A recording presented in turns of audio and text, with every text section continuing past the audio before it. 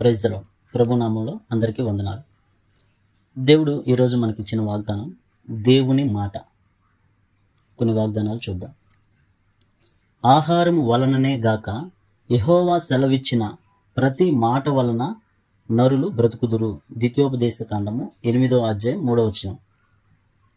మరియు అలసిన వానిని మాటల చేత ఓరడించు జ్ఞానము నాకు కలుగునట్లు శిష్యునికి తగిన నోరు యెహోవా నాకు దయచేసి ఉన్నాడు. యెషయా గ్రంథము 50వ అధ్యాయము 4వ వచనం. మరి అట్లాగే యెషయా గ్రంథము 59వ అధ్యాయము 21వ వచనం చూద్దాం. నీ మీదనున్న నా ఆత్మయు నేను నీ నోట నుంచిన మాటలను నీ నోట నుండి నీ పిల్లల నోట నుండి ఎల్లప్పుడూ తొలగిపోవు.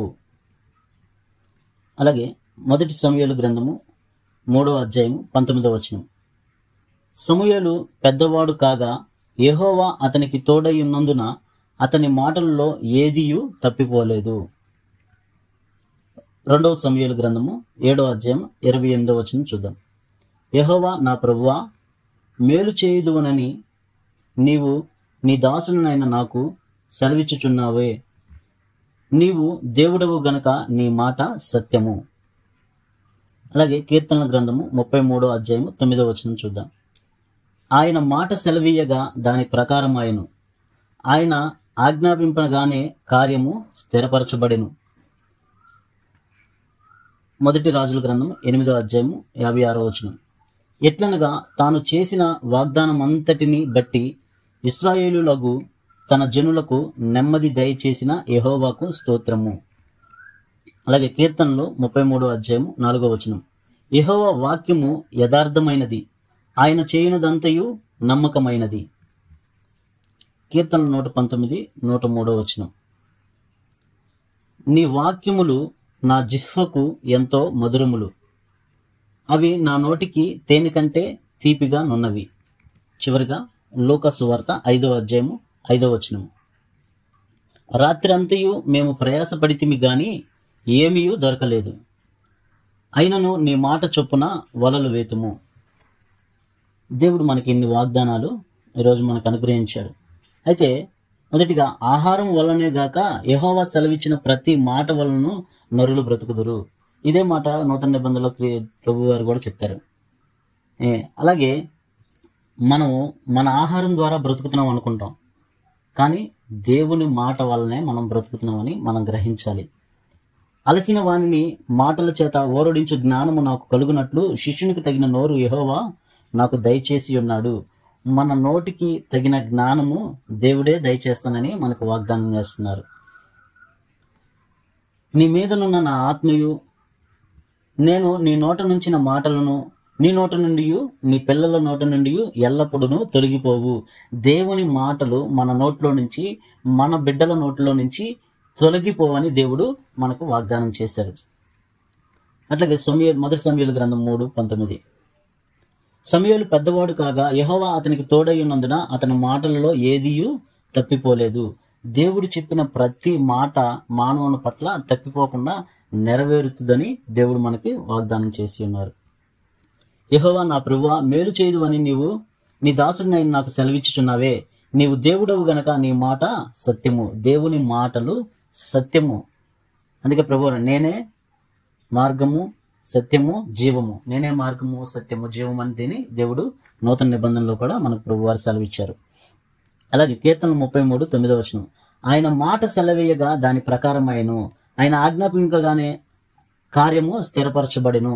దేవుని మాట ప్రకారంగా ఈ సృష్టి మానవుడు ఇవన్నీ కూడా దేవుని మాట ద్వారానే జరిగినాయి అని దేవుడు మరొకసారి మనకు జ్ఞాపకం చేస్తున్నాడు.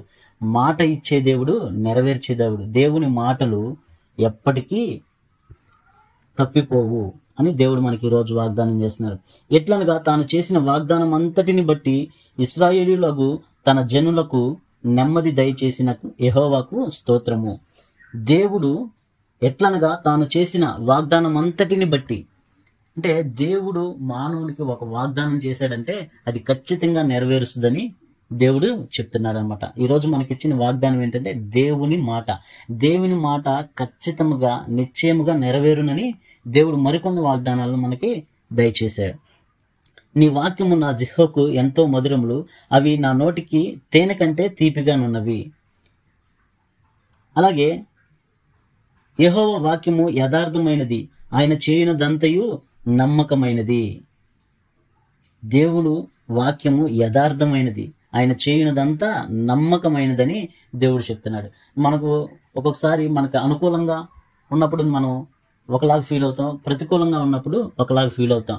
కానీ ప్రతి అనుకూలత, ప్రతి ఒక్క ప్రతికూలత కూడా దేవుడు మన కొరకు సిద్ధపరిచినవని మనం గ్రహించాలి. కానీ దేవుడు మనల్ని విడిచిపెట్టే దేవుడు కాదు, దేవుడు మాట ఇచ్చి నెరవేర్చే దేవుడని మరొకసారి దేవుడు మనకు జ్ఞాపకం చేస్తున్నారు. చివరిగా, రాత్రంతయు మేము ప్రయాసపడితిమి గాని మాకేమీ దొరకలేదు, అయినను నీ మాట చొప్పున వలలు వేతుము. పేతురు గారు ఏమంటున్నారంటే, ప్రభువా, రాత్రంతా మేము ప్రయాసపడ్డాం కానీ మాకేమీ దొరకలేదు, అయినను నీ మాట చొప్పున వలలు వేతుము. మానవుని యొక్క మాటలు వ్యర్థము, మానవుని యొక్క జ్ఞానము వ్యర్థము. దేవుని మాట చొప్పున వలలు వేతుమని అప్పుడు వలలు వేసే, రాత్రంతా ఏమీ దొరకలేదు కానీ దేవుని మాట చొప్పున వలలు వేయగానే వారికి సమృద్ధిగా చేపలు పడ్డాయి. రెండు దోణిలు నిండిపోయినాయి. అప్పుడు దాకా ఖాళీగా ఉన్నాయి. దేవుని మాట చెప్పిన తర్వాత వలలేయంగానే వాడలు నిండిపోయినాయి. అలాగే దేవుని యొక్క మాట శాశ్వతమైనది. ఈ లోకం గతించినా గతించిపోవును కానీ దేవుని మాటలు గతించిపోవు. దేవుడు మనకు ఒక మాటను ఇచ్చాడంటే ఆ మాటను నెరవేరుస్తాడు. అలాగే రోజు మనకి దేవుడు ఎన్నో వాగ్దానాలను దయచేశారు. ఆ వాగ్దానాలన్నీ మన జీవితంలో, మన కుటుంబ జీవితంలో నెరవేర్చబడును గాక. ఆమేన్. Praise lord. ప్రభునామములో అందరికీ వందనాలు.